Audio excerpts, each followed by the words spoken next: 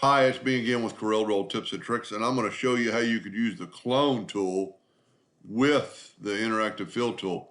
So I just took a circle, put it in the center of an ellipse.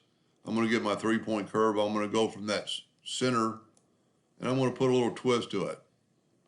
Now I'm going to open up the Docker transform rotation. I've got it set on 36. I'm going to change this to that. I don't really have to go all the way around, but I am. Just to make sure it works. And then I'm going to move that out of the way. I've got my nudge factor set on 10 inches. I'm going to delete that. I'm going to move this back. I'm going to go up to edit and clone that guy. And I need to put the rotation to the center. And I'm going to rotate it 72 degrees. Oh, excuse me, 36 degrees. And then Control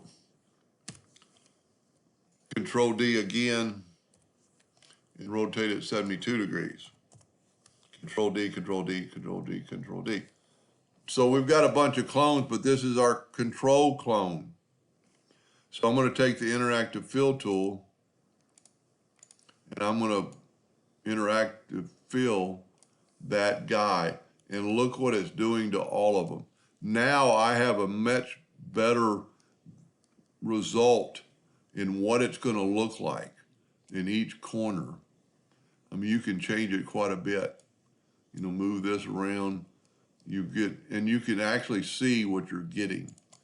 So that's the clone tool. I'm going to take the outline away by right-clicking, and you've got a pretty neat design, and you didn't have to back up and look at it and redo it. The clone tool allowed you to do it. We still got a control curve. You could make it, can't really do that.